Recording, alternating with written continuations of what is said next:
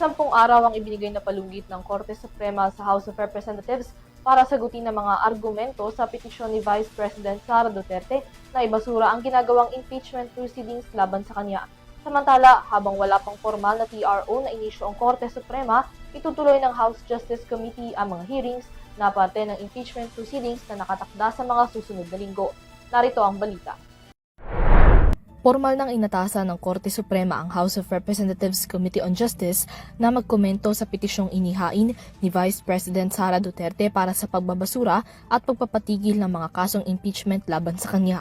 Sa desisyong ibinaba ng Supreme Court en banc nitong Miyerkules, binigyan ito ng 10 araw ang Justice Committee upang magsumite ng tugon patungkol sa consolidated petitions. Matatandaan na noong March 30, naghain ang kampo ni Duterte ng petition for certiorari and prohibition na hinihiling sa korte na ideklarang unconstitutional ang impeachment complaints at proceedings. Bukod pa ito sa hiling niya para sa temporary restraining order at iba pang legal remedies mula sa Korte Suprema para pahintuin ang House Justice Committee maging ang Senado bilang impeachment court na ipagpatuloy ang proceedings at gumawa ng mga similar na aksyon kaugnay ng kanyang impeachment case. Nilinaw naman ng SC na ang desisyong ito ay hindi pagganap na inaaksyonan ang mismong petisyon at mga hiling nitong legal remedies at na kinakailangan pa ang tugon ng respondent para sa evaluation ng preliminary arguments bago tuluyang magsagawa ng mga pagdinig.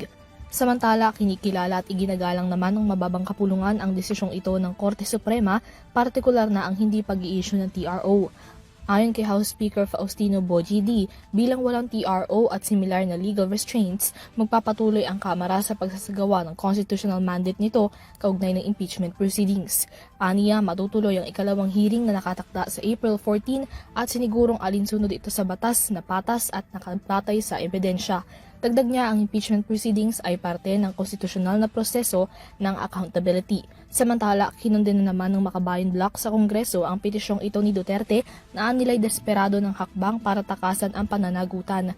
Depensa nito, nakaangkla at sumusunod ang impeachment proceedings sa mga batas na itinakda kaugnay nito at nasinisiguro rin ang due process sa bawat hakbang na kaugnay nito. Giit pa ng Makabayan, huwag gawing takbuhan ng Korte Suprema para takasan ang pananagutan sa batas. Para sa EuroTV News, Mia Layagin, sumasaludo sa bawat Pilipino.